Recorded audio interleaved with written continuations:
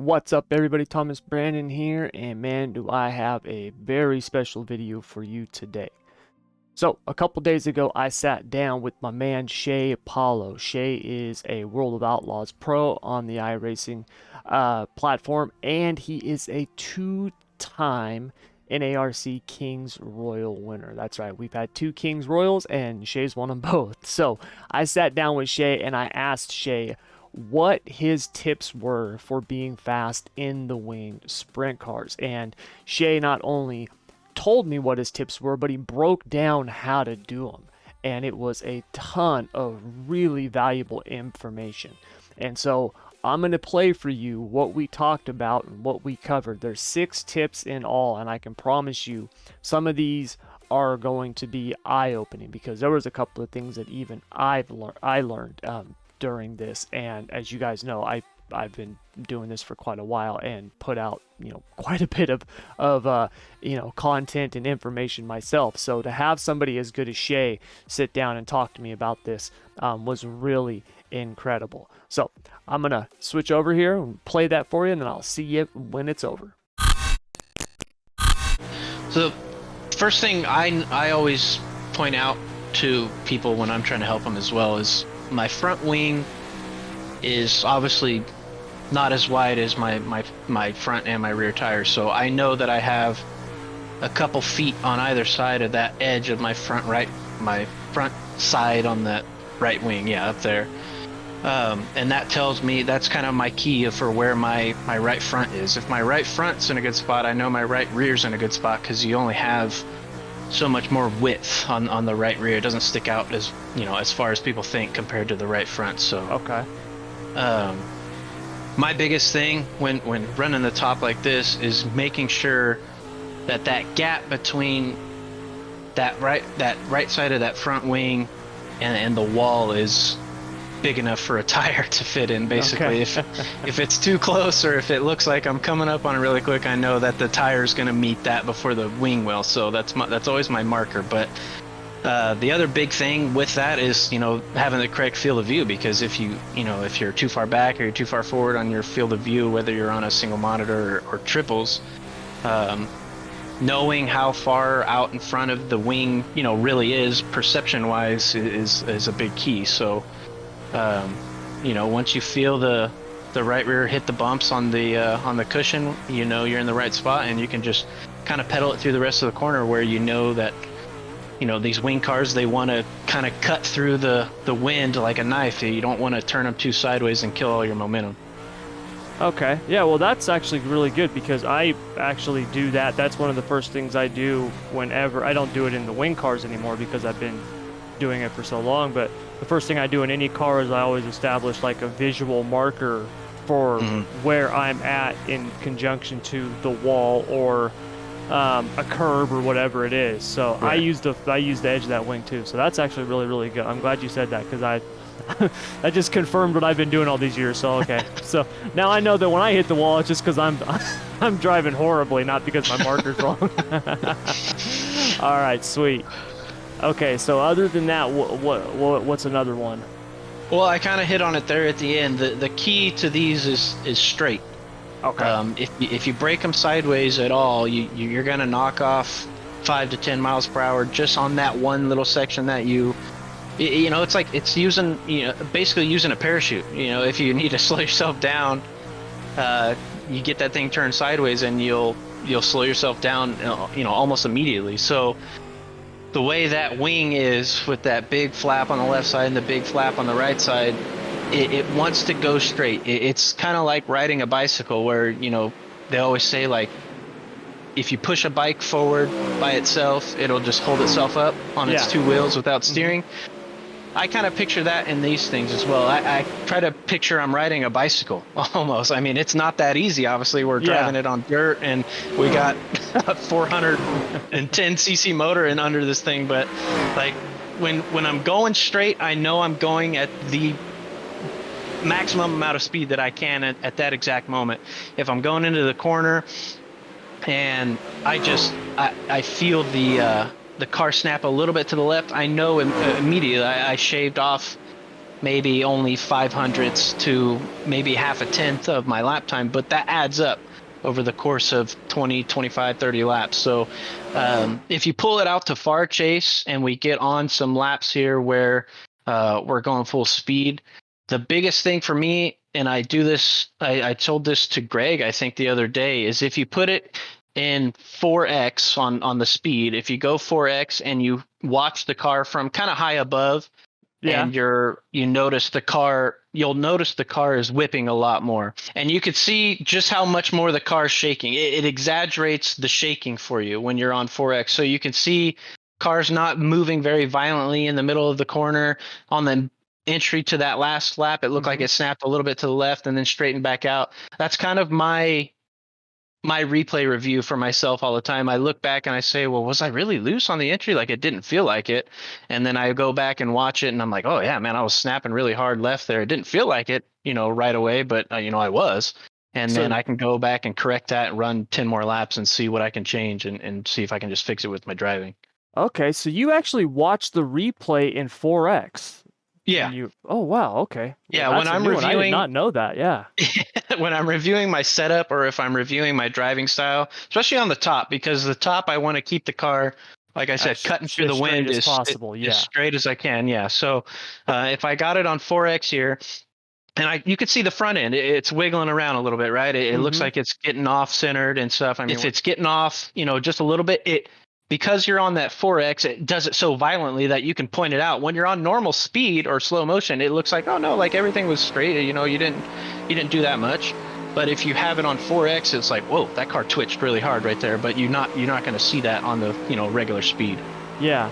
Well, that actually makes a lot of sense because I know that there's times where I'll be driving and I mean, it'll be like I had a race 2 seasons ago in NARC where I won the race, and the entire race I was like, my God, I am all over the place. Like I thought my car, I thought I was literally like sideways every corner. And then when I watched the replay back, I was like, actually, I was really good. Apparently my steering wheel wasn't working very well. Like it just, because I was on the wheel moving it like crazy, and then it wasn't moving. And then there's been times where I've been driving and I think I'm doing pretty good, and just watching it in normal, it's moving quite a bit. So that's amazing. I never even thought about that because I just watching this in this race you dominated, and I can see the little wiggles and stuff more as opposed to what it would look like just watching it regular. Right. Yeah, that's incredible. That's the thing. It just, when you're on normal speed, you're like, oh man, he looks so smooth. Yeah. And then you go watch it in 4x and you're like, oh my God, the car's twitching all over the place. But like right through that corner there, it's like, oh man, that was really straight. Like the car looked like it was going, good. But the Alex Bergerons of the world are going to be 10 times straighter than that through that corner. That's the key to you watching other people in replays as well. If you go back and you look, okay, let's see what Shae did in this replay, and then you pull back to yourself and watch yourself in 4x, on far chase, you're like, oh my God, yeah, my car's snapping way more than his was up there and stuff like that. So yeah. Oh wow. All right. Well, I learned something new myself, man. That's awesome. I'm gonna have to start doing that. All right. So we got your obviously your eyes and keeping the car straight and then reviewing it in 4x. What's another tip to improving in these things? I think a big thing is, realizing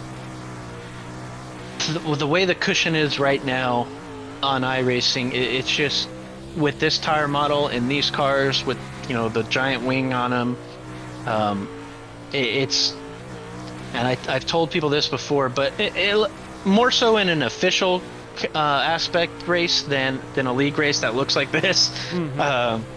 When you're in an official, the track's not going to be this slick, so you've got to find the moisture. And I think a lot of times we kind of lull ourselves into this comfort zone of, oh well, I'm doing okay right here. I'm keeping the car straight and running right through the middle, and I'm not getting tangled up in anything. And if you're content with that, you're content with that. But if you're trying to improve, the biggest thing is going out and finding I call it the 0% track.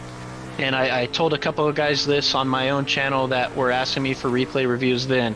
If there's moisture on the track anywhere, and it's slick through the middle, and then there's a little bit on the bottom, but a ton on the top, you've got to treat that part of the track as if you're qualifying.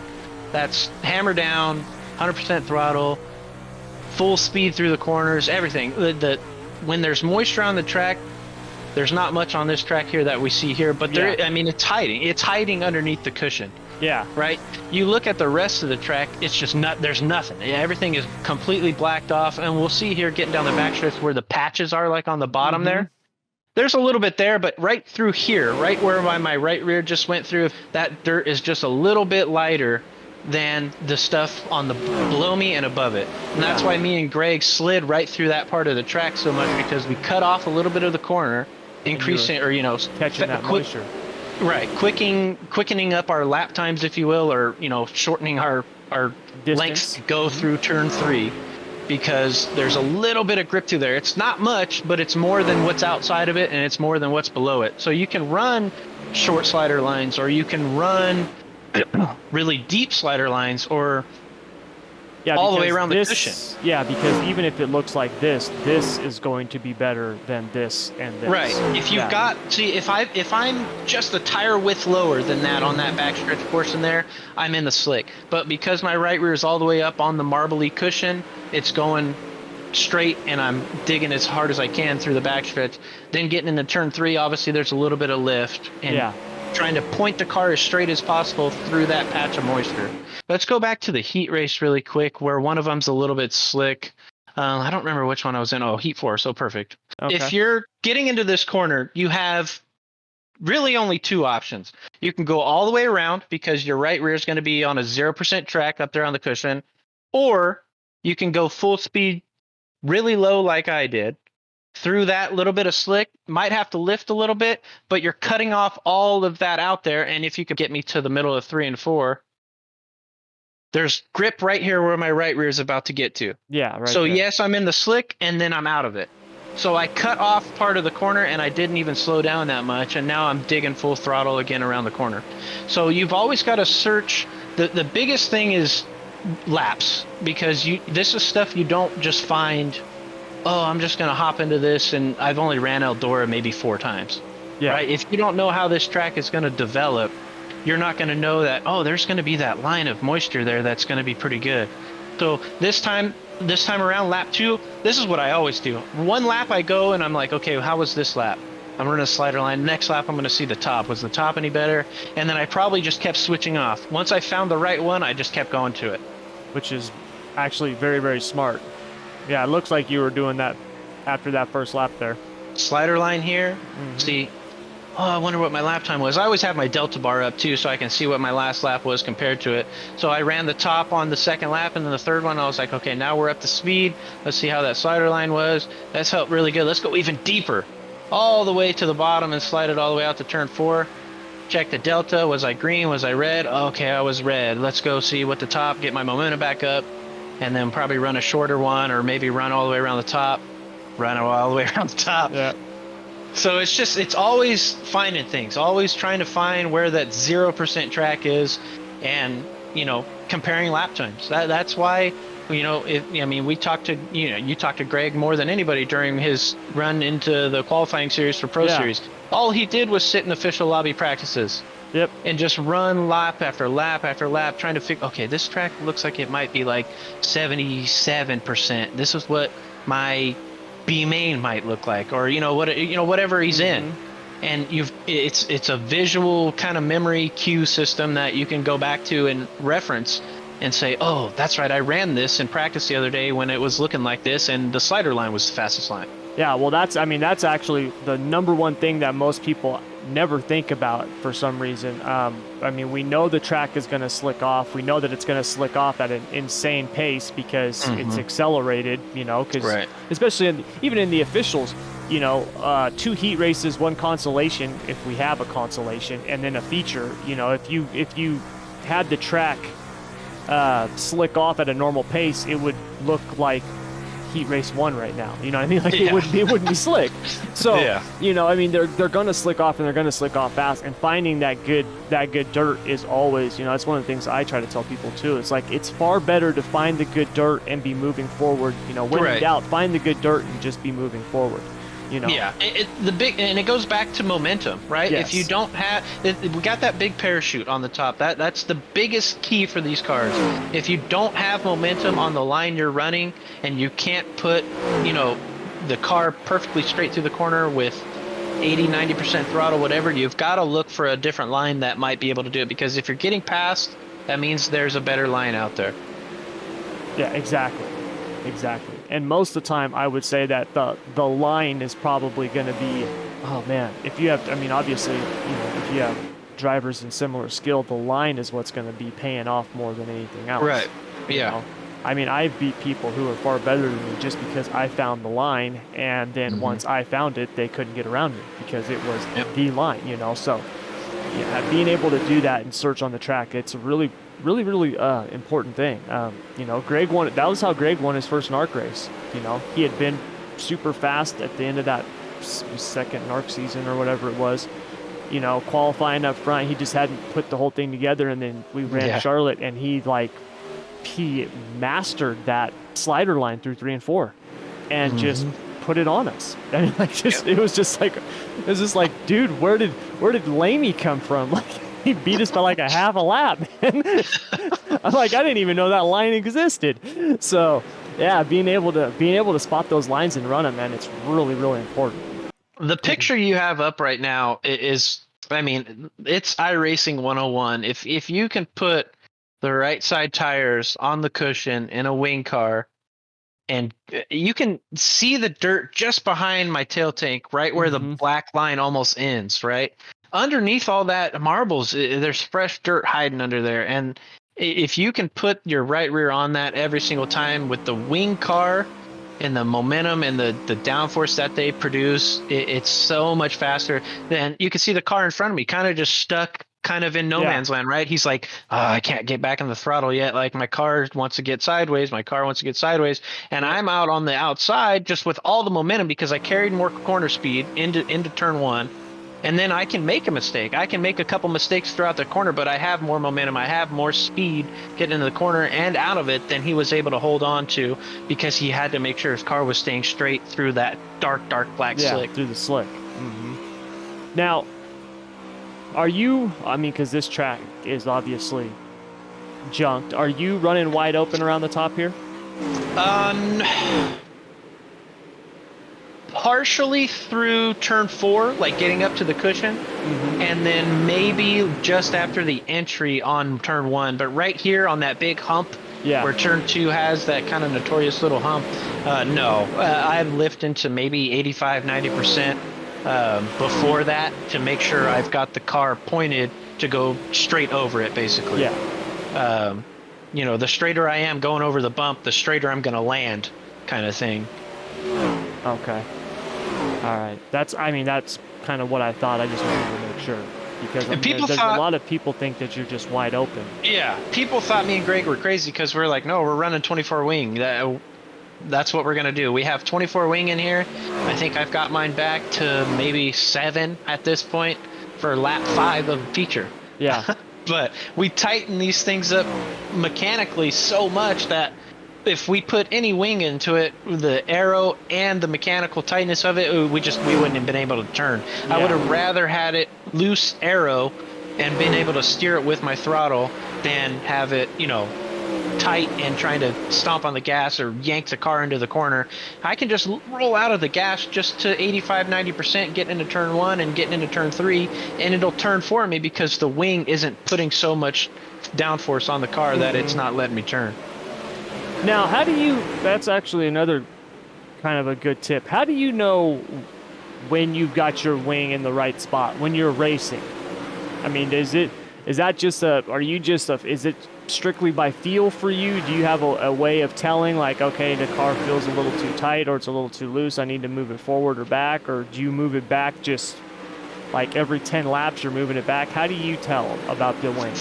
For me, it's all entry. I mean, you've talked about that thousands of times. Yeah. For everybody asking questions, if you don't fix your entry, your whole lap's gonna be ruined. So if the car won't turn on its own, getting into the corner, then I know it's probably a little too tight. If I can stomp on the gas 100%, 95%, and the car still won't turn, my wing's too far back.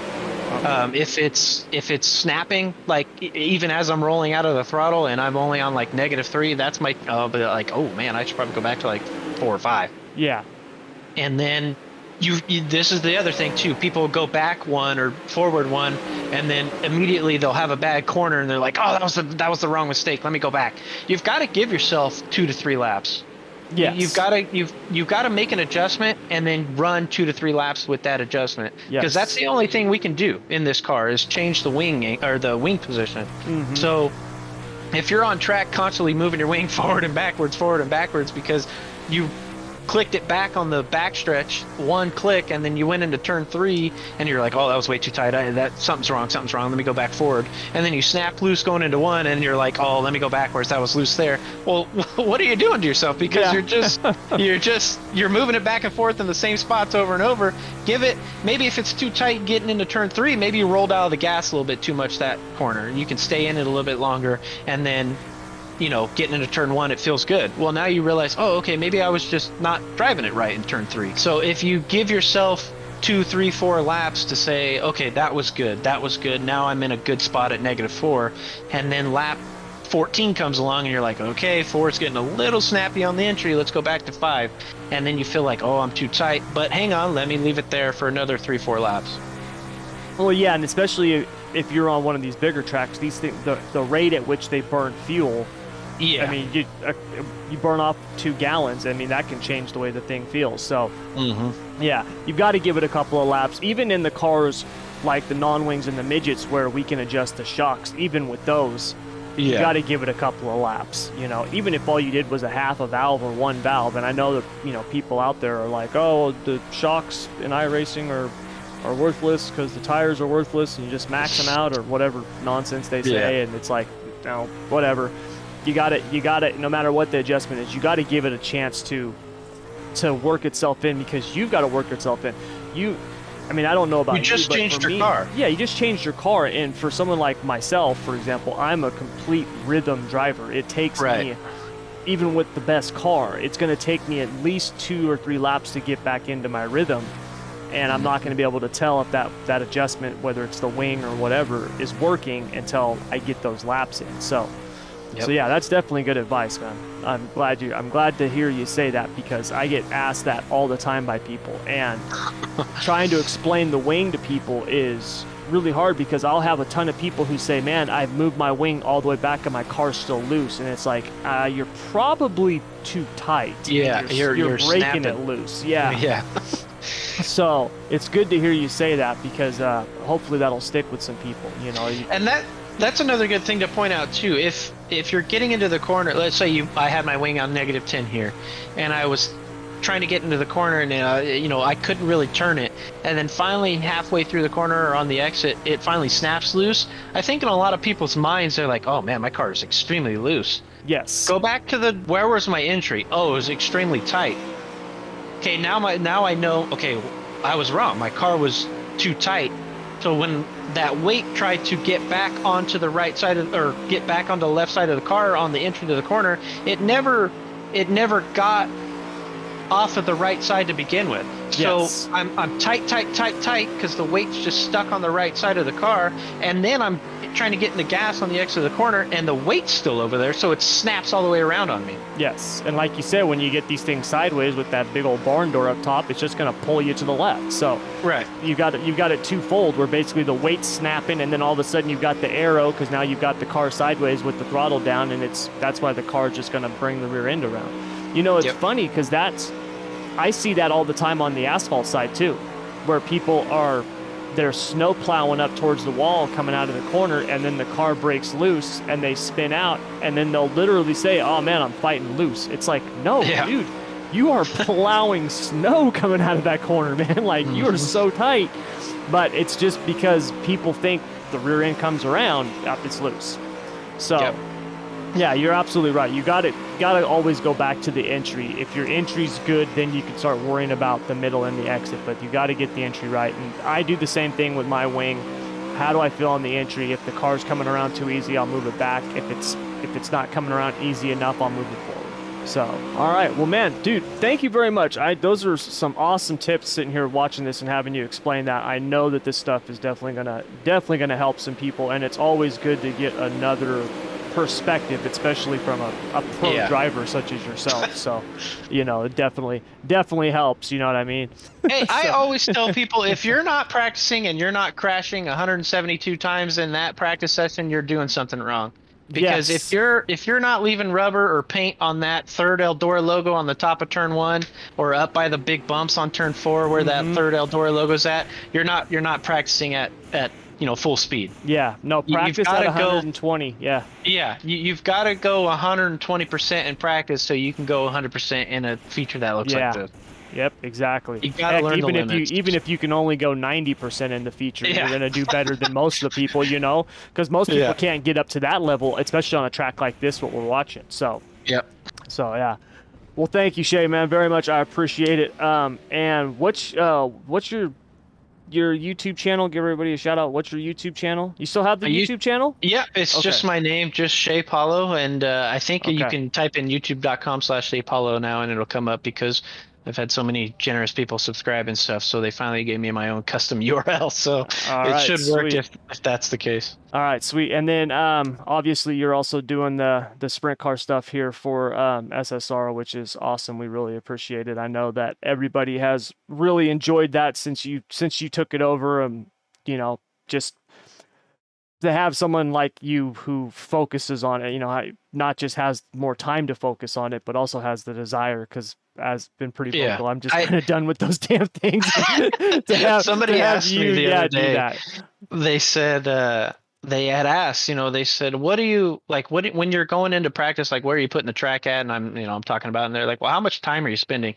And I was like, "Oh, like I don't know. I get home like at 4, and then I work till like 8 o'clock again. So like from 5 to 8." And they're like, "Oh my God, you're doing setups for 3 hours for 2 cars?" And I'm like, "Well, yeah. I mean that doesn't seem that long to me, because that's what I've done the whole time. Like if I'm not putting in an hour and a half of practice on one car and maybe an hour and a half on the other one, then how do I know it's going to be any good for them all week? And that's kind of my thing. That's why I enjoy doing it so much, because it forces me to practice for 3 to 4 hours a day. I don't know, maybe only one day a week, but it forces me to get back my brush up on my skills, so to speak. Yeah. Oh no, definitely. I can tell you right now, you can go back to last NARC season and you can pinpoint when I stopped doing the sprint car setups, because I stopped driving the damn things, except for those races.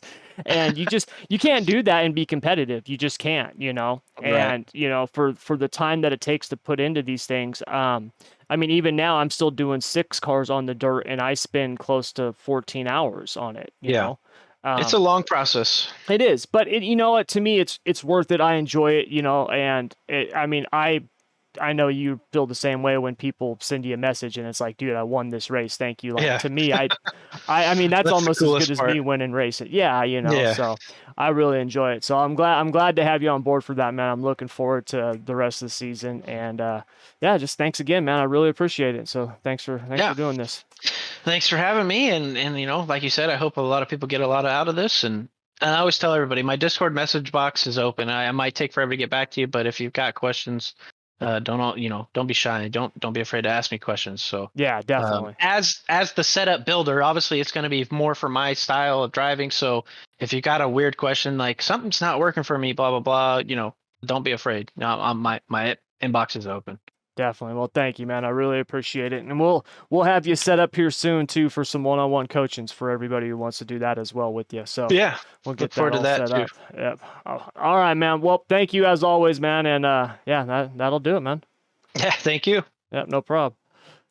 All right, you guys. So I hope you enjoyed that. Like you heard Shae say there at the end. Hopefully, we're both hoping that you can get a ton of help from what we just covered. Now, really quick, before I go, do me a favor, please, if you like this video, hit that like button. Also, head over to Shae's YouTube channel. Like you said, just type in Shae Paulo here on YouTube and it should come up. And if you like this and you thought it was helpful, you know what, hit subscribe to him. He puts stuff out every now and then, and obviously he is great at showing you and teaching and stuff like that. So head over and give him a sub if you want to do that also.